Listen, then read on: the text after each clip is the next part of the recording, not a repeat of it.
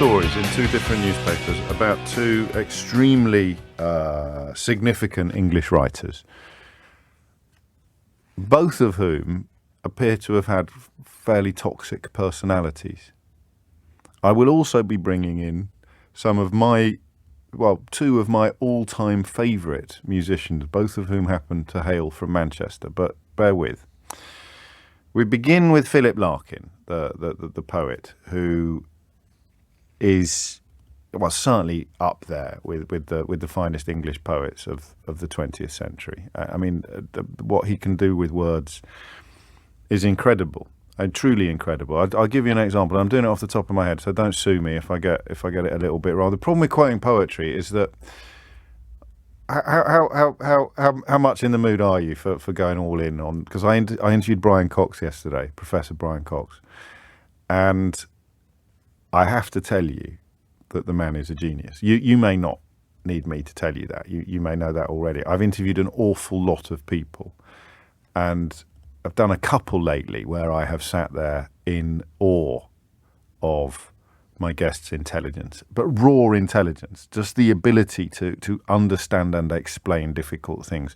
The author Ian McEwan, which you don't get to hear until September when his new book comes out, was one of them. And yesterday, at one point, Brian was talking about how physicists have sought to do politics, have sought to understand politics, or indeed improve politics, including Einstein, something I knew very little about. And I just sat there.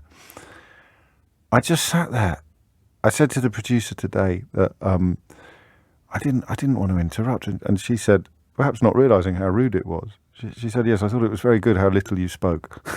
Because I just sat there, and it's a great interview. And we're going to upload it on is that the right word? We're going to publish it on Friday, so make sure you listen to that.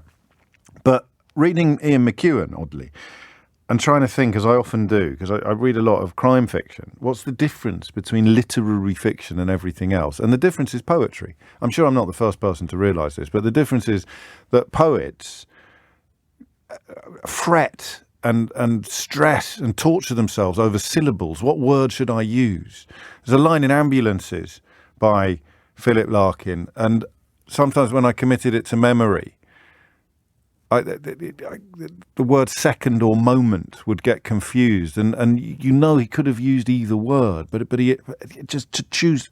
Whereas if you're writing a pot-boiling, page-turning thriller, which I love, you don't, I don't think, ache over every syllable and every word. So literary fiction is probably best defined as bringing a poet's sensibility to prose, as opposed to storytelling. Some manage to do both. Hilary Mantel, I guess, most obviously in recent years.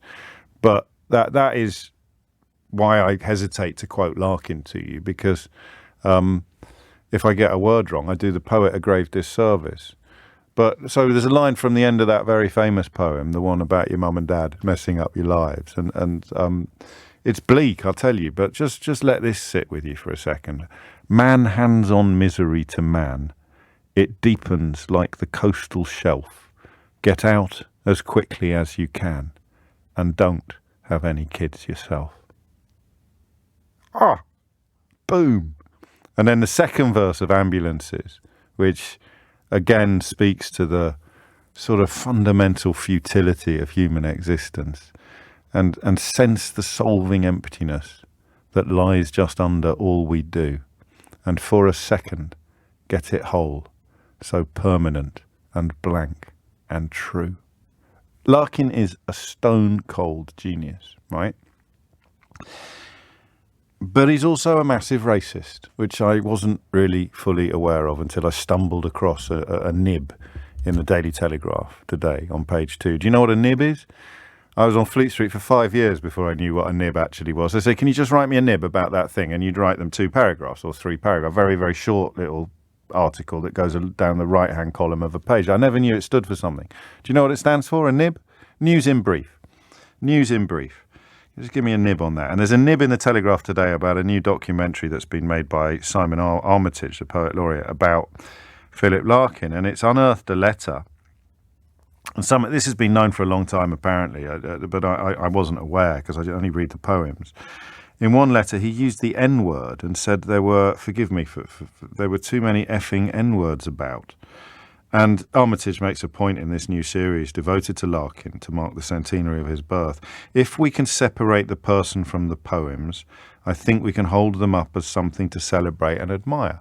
That's what we're going to talk about this hour, separating the person from the work. Because the other great English writer in the news today, and this is in Craig Brown's column in the Daily Mail, is Roald Dahl, who was also a deeply unpleasant character, apparently. And there's a famous story that I was aware of about Kingsley Amis being essentially trolled at a party by Roald Dahl about how rich Roald Dahl was at a time when Kingsley Amis's books were not sort of flying off the shelves. Indeed, since Dahl died in 1990 and Amis died in 1995, the latter's books have really dwindled, while the former, a book by Roald Dahl, is now sold every 2.6 seconds.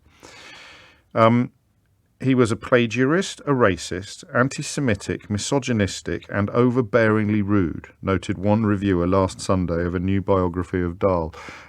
He also was a malicious liar. When he wrote his own autobiography, he maligned his old headmaster, Geoffrey Fisher, despite and accused him of beating boys so viciously that they would end up bleeding. And it wasn't Geoffrey Fisher. Geoffrey Fisher, who became the Archbishop of Canterbury, wasn't even the headmaster at the time. But Roald Dahl knew, it is suggested by Craig Brown today, that he'd get a lot more PR by giving a kicking to a man who was then the Archbishop of Canterbury than he would by some unknown teacher who was actually in the position when Roald Dahl was at school.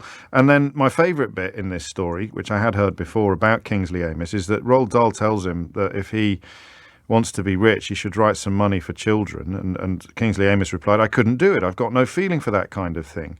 And Dahl then said something that might, in our less forgiving times, have destroyed his reputation. "Never mind," he said, "the little B words will swallow it." So describing his own audience as little B words. Baskets. Can I say that word on the radio? No. Okay. Well, you know what the word. How can they print it in the Daily Mail and I can't say it on the radio? It's outrageous. So there are two examples. Philip Larkin, who I'm fairly confident, and this maybe makes me, I don't know, maybe I'm being hypocritical or compromised. Philip Larkin expressing views that I find absolutely abhorrent. I don't know that I should add at this point, although they were a lot more commonplace at the time than they are now. I mean, that must make some sort of difference, but it's the same sort of logic that sees people suggesting that we should continue to venerate slavers, because when slavers were doing their slaving, the opposition to slavery was not as pronounced or as complete as it is now. So what's that called? That's called cultural relativism, I think. So there is Larkin. And there is Roald Dahl. I mean, how many people are going to be reading the BFG to their kids tonight and then thinking, good Lord, I had no idea he was a racist, anti-Semitic, misogynistic plagiarist. Oh, crikey. Charlie Bucket suddenly feels a lot more complicated. And that's really what I want to talk about. So the two others that I'm going to throw are usually Wagner at this point. And his, I mean, the position he took among Nazi ideology, very much admired by Nazis and Hitler, but it doesn't change the beauty of Wagner's music. And for me, latterly, Morrissey's gone a bit rogue. I'm a huge fan of the Smiths. And Ian Brown, the lead singer of the Stone Roses, came out as a sort of big anti-vaxxer during the coronavirus crisis, which I struggled with as well. So how do you separate them? How do you separate the art from the artist? And should you? I mean, should Philip Larkin be reassessed? Should the poetry of Philip Larkin, should your attitude to the poetry of Philip Larkin change now that you know he was a toxic racist? Because at 12 minutes after 12 this afternoon, mine isn't changing currently, and yet oddly, my attitude to Morrissey has changed since he became publicly very right-wing, particularly on issues of immigration. So am I a hypocrite? I don't know. I'm going to use myself as a guinea pig, but really I want to talk about you. And part of me, quite a big part of me, would like help in not letting the politics of a person pollute their art. I'd like to get back. I miss Morrissey. Do you see what I mean? So what is going on here in your view, and what's your personal experience of the issue that I'm talking about? How much have you done this? Have you loved artists, writers, as a consequence of discovering what their private thoughts contained? How much weight should we put on the private thoughts of poets when we are reading their poetry? And I haven't got Larkin's entire canon off pat. I can do off the top of my head, or from memory rather, I can do his two of his most famous poems. I can do This Be the Verse, and I can do Ambulances, and I don't think either of them change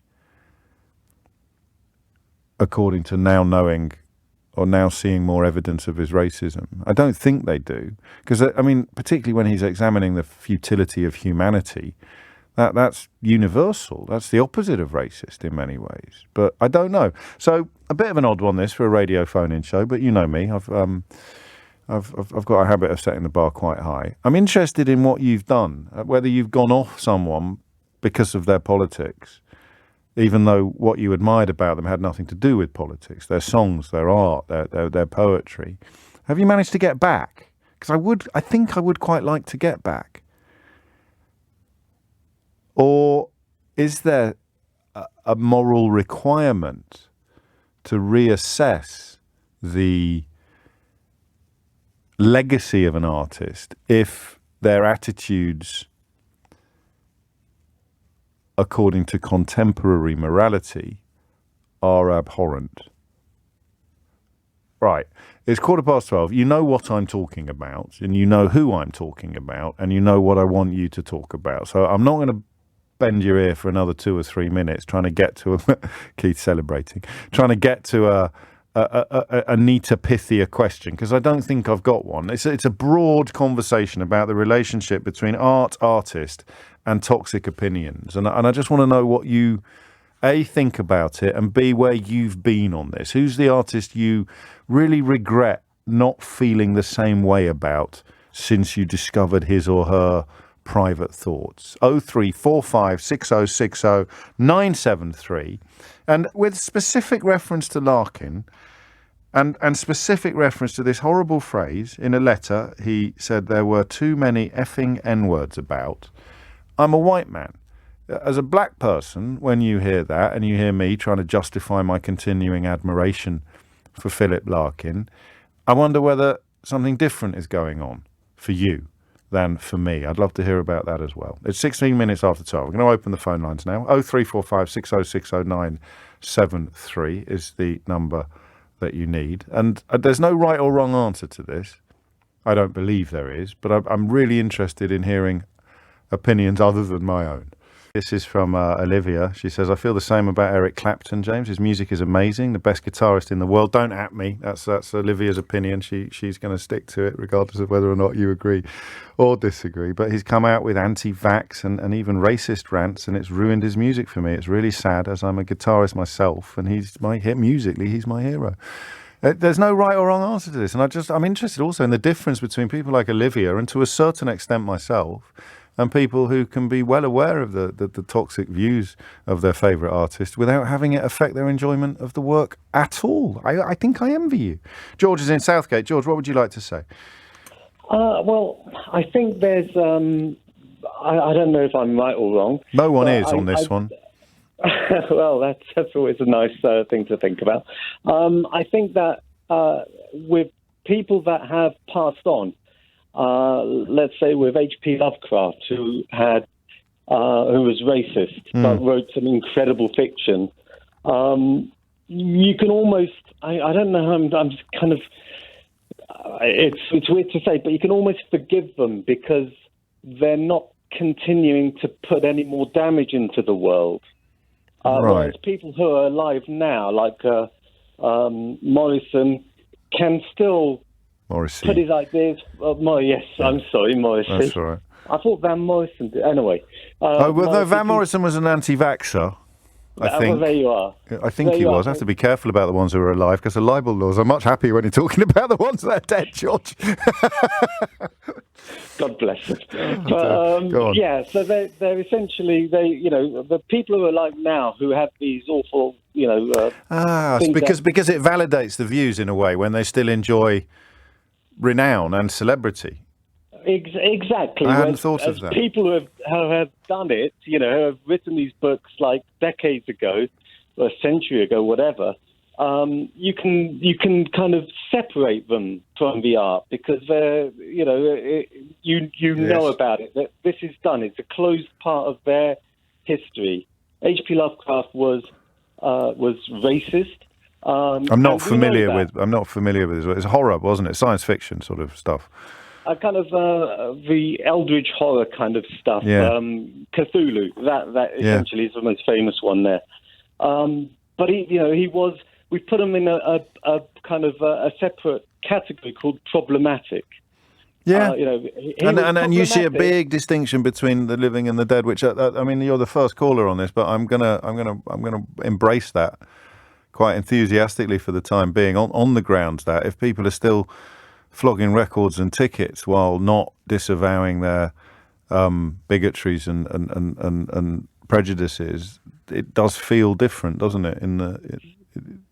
It does. It feels like you're supporting them if you support them, then you're backing them and validating. As you said, you're validating their point of view. What about then, just to complicate things even further, they're still alive and you will still enjoy their music, but you would never go to a concert or pay for a CD again.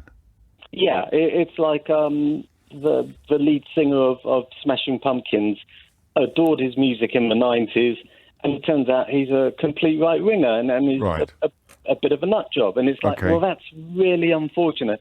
And I wouldn't go to one of their gigs again. But it doesn't change your relationship with the music, with the canon that was already there. George, thank you. That's a really good start, and I like it a lot. You've also reminded me of the legal minefield that we are walking into, largely blindfolded on this. So I can go with very right. No one's going to sue over being called very right wing, are they? So. Because I'm not going to have the knowledge to accommodate every single one of these observations, so be careful. Luckily, Keith has several PhDs in literature, culture and music, so he'll be well aware of all of the characters that we are discussing and will be able to lean heavily upon the dump button at the first sign of any legal difficulties. You can't get rid of the art, George would say, but you can stop revering the artist if they're still alive. I hope that doesn't turn out to be the best contribution of the hour, but only because it's the first, and we're here till 12, although I must play you a little clip of my interview with Mick Lynch before we go. This is funny. I'm 99.9% certain that John in Sevenoaks is having a giggle, but you never know, do you? It takes all sorts. He says, "Hi, James, I just can't listen to I'm Too Sexy or Deeply Dippy anymore. I'm bereft." Tim's in Croydon. Tim, what would you like to say? Hi, I'm not going to cause you any legal problems because I'm specifically talking about people who are long dead. Yes. But I'm an English teacher, and we still have a lot of trouble getting students to engage with anything that's been written more than 50 years ago. And then if we just try and apply the sort of ethics of today to what's going on before, pretty much anybody who wrote anything worthwhile has probably got something that seems a little bit murky nowadays. Go back to Byron, Keats, Shelley, Jane Austen, whatever. Byron, jeez, you'd be here all day. Exactly, what's Jane Austen? What were Jane Austen's? Jane Austen, there are questions about she glossed over sort of the source of income of lots of her country house families. There's been some analysis into the background of slavery, and I think Mansfield Park specifically, but I'm willing to be corrected on that. No, I think you're right. Pretty much anything, and we don't even need to find evidence for it. We can just assume that. There are distinctions here, though, Tim. You'll appreciate that. If there was a letter by Jane Austen saying there are too many effing N-words about, it would be a little bit different to the fact that the chatelaine of Mansfield Park, or the owner of Mansfield Park, probably made some of his fortune from slavery. There are questions of degree, but I think we have to accept that somebody who lived, say, 200 years ago, almost certainly held views which would now be regarded as, at the very least, a little bit awkward, Yes, if not reprehensible. I don't think even people who seem to be terribly pleasant probably didn't believe in racial equality or gender equality. And so I don't think you can judge it on those standards. And I think your previous caller was right. You can revere the art, and you can, as I do. I love Larkin's work, and I don't think I would have enjoyed his company very much at all. Let's put it like that. And the same for Roald Dahl, to be honest. That's really nicely put. And for, I mean, I suppose that dread phrase cancel culture is haunting this conversation slightly. These are people who are revered for their artistic brilliance. They are not people who are revered for their toxic views or their engagement in toxic behaviour. There's a very big difference between objecting to a statue of a slaver or objecting to a book in which a slaver is featured without being properly assessed according to modern exactly. mores. If we just bring it up to date, I mean, do we only listen to music by nice people? I've seen Ed Sheeran interviewed, and he seems like a lovely guy, but I find his music utterly dull and bland. Whoa! I knew this was going to be a controversial hour, Tim, but I didn't realise we were going to go that far. The far. other way around. Yes, I love it. I love it. Which way do we go? Yeah. Yeah, I mean, we would only allow people as inoffensive as Ed Sheeran to make music. Exactly. Would the world really be a better place? Exactly. It would just collapse. I can't think of sort of any properly inoffensive poets. I mean, I don't know. Pam Ayres is great. I'm sorry, I'm not I was going to say Pam Ayres. But she seems nice. I wish I'd looked after my teeth. What about George's distinction between the living and the dead? I mean, it's two superb opening calls on this subject, and the switchboard is absolutely buzzing. But what about George's distinction between the living and the dead? I quite liked that. I think you could argue that people who are living now have got less excuse for holding such views, but still you can separate it. I'm sort of roughly the same age as you. I was absolutely besotted with the Smiths when I was growing up, and it would be very hard to chuck that out. And I can distinguish that. I can listen to the records. I can listen to, Morrissey as he was then. I wonder very much whether he was holding those views while he was recording. A couple of clues, aren't there, though? As a fellow fan, you'll know there are a couple of clues looking back that we didn't. Bengali and platforms, most obviously, yes. Exactly. It's so that becomes uncomfortable, but I'm not going to throw my teenage years under the bus just because of that.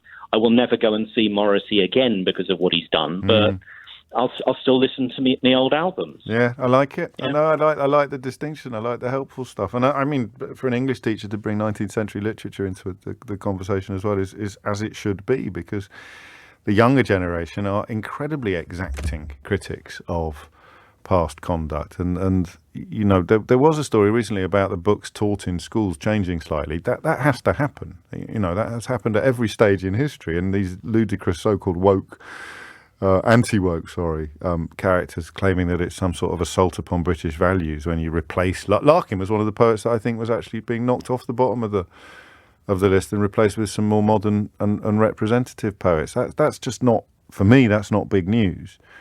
It's if they try to stop selling Larkin or you as an adult can't enjoy it, that you have perhaps some accusations, well, no, not perhaps, for my money, absolutely valid accusations of ludicrous censorship. But what do you do in schools? Quite a few of you bemoaning what's happened to Roger Daltrey of The Who, which, I can see why that would happen. And I mean, quite a few. And in fact, I don't think anybody particularly misses his music, but there's an appalling little paragraph at the end of this piece by Craig Bown in the Mail today. I'll just share it with you. During Gary Glitter's 1992 appearance on This Is Your Life, Dahl's daughter Tessa was a guest. He then quotes what she said. Gary actually came to live in my house when he was between jobs, she said. When I was absolutely broke, laughed Glitter. My sister Lucy turned it into quite a successful venture because she used to pack the train full of her adolescent school friends in school uniform and then skive school. And at this point, writes Craig Brown, you can see Gary Glitter putting his forefinger to his lips and whining, shh. That's just an illustration of how times change, but it's a pretty jarring one, isn't it?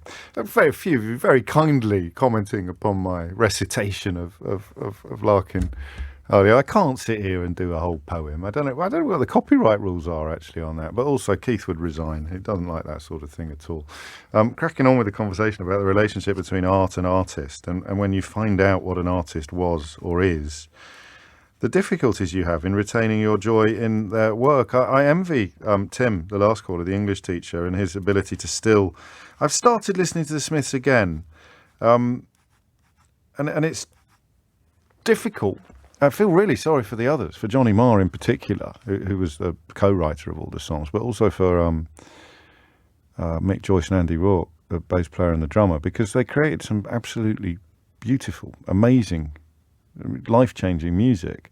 And now when I listen to it, if I catch myself listening to it, I'm looking for clues as to what Morrissey later became.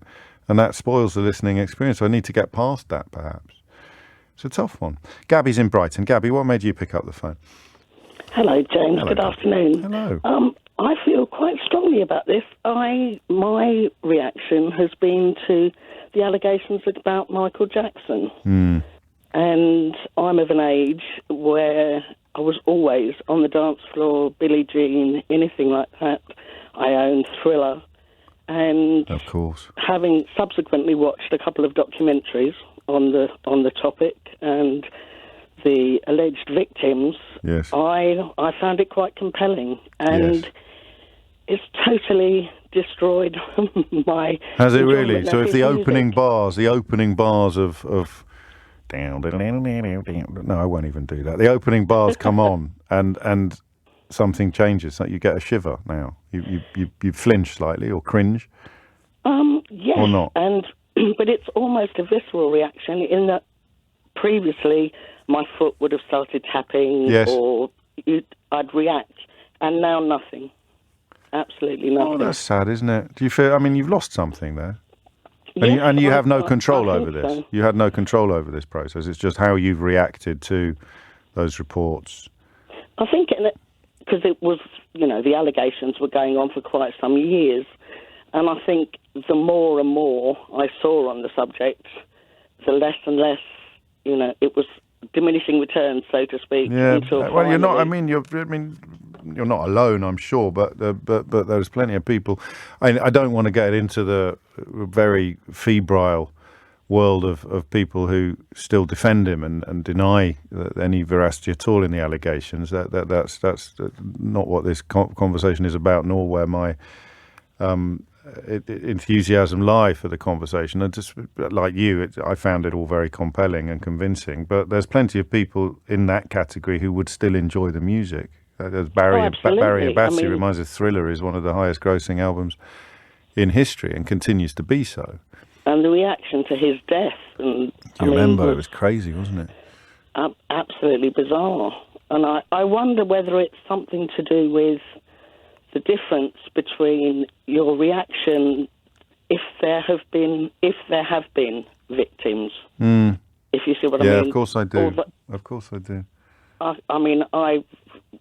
I heard what you said. It was very interesting about Roald Dahl. Yeah. I mean, I'm Charlie and the Chocolate Factory is something I grew up on. James and the Giant Peach, all of those. And I don't read them. I'm not a child, but I still own the books, and I certainly wouldn't get rid of them. No, but there's a difference between toxic opinions and toxic behaviour, clearly, isn't there? I mean, it's a lot easier to square Larkin's bigotries or Dahl's bigotries with a continuing enjoyment of their work than it would be to continue listening to the music or to continue listening to the music of somebody accused or indeed found guilty of abuse. But then maybe there's a difference between literature and music. I don't personally think there is. I can be taken off to a magical place by words that are on a page as much as I can by music or words that are sung, but I guess we're all different. Thank you, Gabby. Staying in Brighton, actually. It's a cultural hotbed after all, so it's hardly surprising. Mark is there. Mark, what would you like to say? Hi, James. Hello, Equally, I'm sort of a similar age, and I was a huge Smiths fan. I think with Morrissey, what upset me, I suppose, most about Morrissey is he spoke to us as teenagers in a way, and whether we created that image of Morrissey, but he kind of spoke for us as teenagers in the 80s. And I think it was just suddenly we found we were suddenly really let down by this person that we thought spoke for the disillusioned youth and spoke to sort of things that we believed in. Yeah. Well, it was loneliness and shyness. He was our hero, wasn't he, really? Exactly. And I think he just sort of led us to a path that we thought, you're one of us, and then suddenly sort of went off at a different juncture to an area that we didn't want to go. I suppose the way I kind of still listen to the Smiths and I kind of square that circle is, like you rightly point out, Johnny Marr. I don't know if you've read Johnny Marr's autobiography, but he just sounds like an incredible human being. I'm sure the rest of the band are, but I guess that's how I kind of square the circle. That the other guy, there's three of the four that still speak to what I believed in, but it's that disappointment of maybe you've artificially created someone and something that you believe in, and they've let you down. I think that's the biggest thing for me with Morrissey. And so that's a subconscious reaction to the music, isn't it? So you have to almost gird yourself to continue enjoying it, whereas previously it was utterly unprocessed. It was just a completely natural reaction. Now you're having to do this intellectual reminder course almost of saying, well, no, hang on, I know he's turned out to be a bit or a lot of this, that and the other, but remember the other three and we really like that. So whereas before you would just respond, what's the word I'm looking for? It's not quite naturally, but that's the difference, isn't it? Is that you might still be able to steer yourself to a place where you can enjoy the music, but there was never any steering before when we were young. We didn't have to steer ourselves anywhere. Yeah, exactly. And I think there's even some part of you that also thinks of Morrissey, is he just doing it for the headlines? Is he just doing it and he's just misguided? But I don't believe that. No, there's too much of it. I mean, that badge he wore on the Jimmy Fallon show, there was absolutely no need for that. Wearing a badge representing a political party that Nigel Farage has described as being made up of Nazis and racists. That's, so pretty hard to square that one. He wouldn't want to be doing the PR for that particular decision. Thank you, Mark. 12:40 is the time. I suspect that these two are linked. Lead singer of a band I liked was convicted of some terrible crimes against children. I binned the CDs and deleted any digital copies. I don't want to listen to any of the band's works. And Grant, almost in the same couple of minutes, texted to say, I have a massive sympathy for the rest of the Lost Prophets. They were such a good band, and I can't say I've ever heard any of them having any success since. It's a funny one, or not funny, peculiar, difficult, tricky. What have we learned? Okay, we've learned that there's probably a difference between the living and the dead, because buying tickets or showing support for or buying books written by living people who will benefit from that transaction, who are possessed of vile views, feels different from continuing to enjoy the work of dead people who were possessed of our views when they were alive. I think I can live with that. That was George's early intervention, and I think it's very, very strong. A difference between views and behaviour. That was Gabby, wasn't it, in Brighton? The bad words, awful words written down compared to abuse of people. That feels different as well, I think, correctly. You sort of have gradations there. Tim bringing in the sort of unspoken, the way that Jane Austen's failure properly to account for the source of her character's fortunes is very different from extolling a slaver or venerating a slaver. And you would be left with very, very little from the canon, particularly of 19th century literature, about him. That's probably the first era where we know a lot about the writer, or quite a lot about the writer. There'd be nothing left. So there's tight ropes to be walked here. And it began, of course, with Philip Larkin being very racist in a letter and Roald Dahl being very vile, apparently, in private. Does that change how you feel about their work? 12:42 is the time. Ellen is in Sevenoaks. Ellen, what would you like to say? Oh, hi, James. Hello, Ellen. I just wanted to kind of put in my own input as a writer and a poet. Oh, yeah. Someone that I've taken so much inspiration from is a poet called Ezra Pound. Oh, okay. Unfortunately, he was a racist and an anti-Semite. Yes. But there is no denying what he's contributed to the modern art movement. Like, where would it be now without him? But I think it's okay to find beauty in these things in such a difficult world. No, it is, and I guess you get a pass on all of the things that have popped up in the course of today's conversation. In that he is dead, his toxicity was confined, I think, to opinions rather than actions. He never sort of enacted his prejudices or his bigotries, and his poetry is not about the things that would put you off him as a person. Yes, absolutely. I think we do hold a lot of value on whether or not these people are alive or dead, because as the English teacher guy said, Tim, yes, like there's no excuse for people to talk like that these days. Unfortunately, back then these types of views were normalised, but there's so many writers and painters who felt the same way, just about people who were slightly different from them. It's awful, but it's hard to deny the beauty that they brought to the world. It is, isn't it? It is such a difficult conversation to have, and my brother actually reached out to me because he thought it was a very interesting conversation. And, that's nice. Yeah. I like that idea of spreading. The conversation spreads among interested parties and interesting people. What was Pound's most obnoxious intervention? Sort of pals with T.S. Eliot, wasn't he? What was his sort of? Would it have been the anti-Semitism? I'm actually trying to think now. It's a bit hard off the top of my head. No, sorry. I mean, I shouldn't have put you on the spot. I was just trying. I was actually just trying to get you to address my own ignorance on that one. But there was that nasty undercurrent in that school of poetry that essentially, I mean, in its basest form, was just anti-Semitic.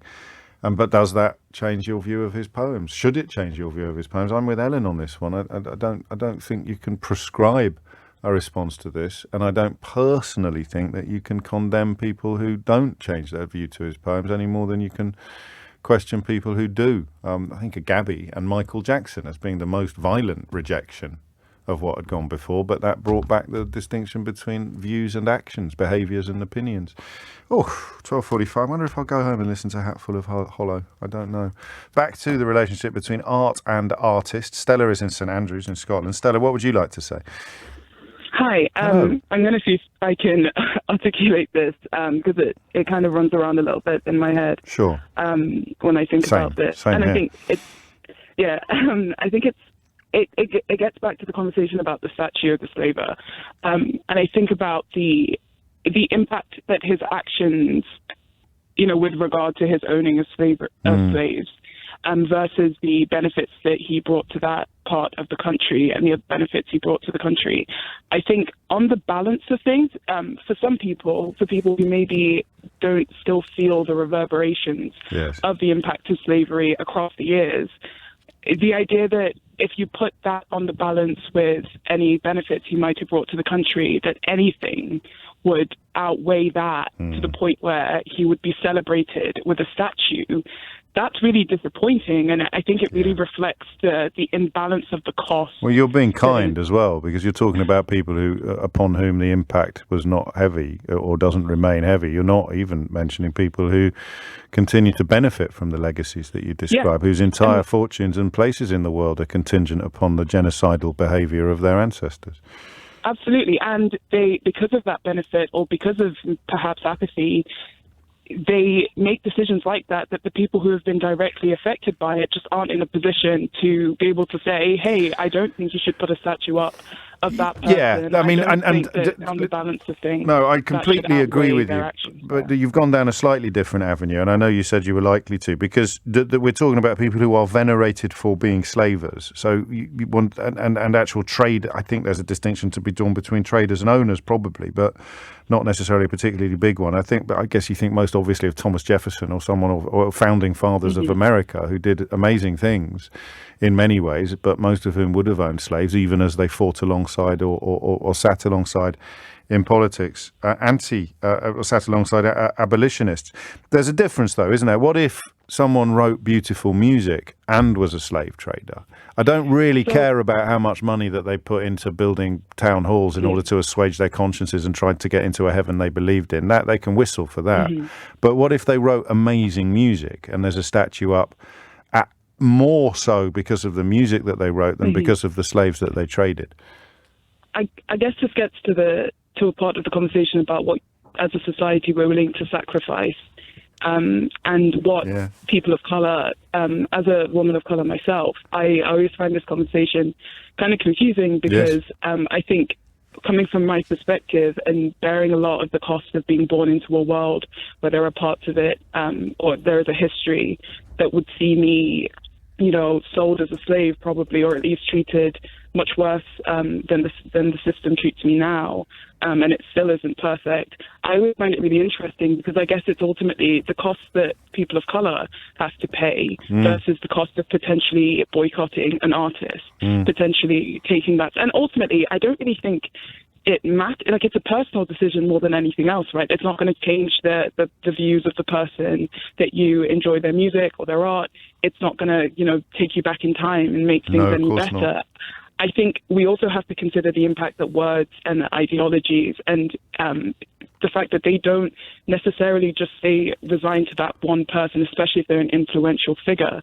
They have an impact on others. But that's the question of validation. That's by continuing to buy tickets and continuing to go and see artists, you undermine the condemnation of the views that they've expressed. Stella, I'm cracking on only because Sheila Fogarty has just sidled into the studio, and I'll be handing over to her shortly. I'm going to give the last word, actually, to an old pal of mine, Rabbi Alex Goldberg, who I'm delighted to see is listening to the programme today. He's the Dean of Religious Life and Belief at the University of Surrey. And he's just tweeted to say a fascinating hour on at Mr. James O.B. On historic anti-Semitism and racism in literature and music. But this is the bit I wanted to share with you. I think we need to be able to hear, see and read works, but with our eyes and ears wide open. Ideas of hate have not gone away. They understood the power and emotion of their art.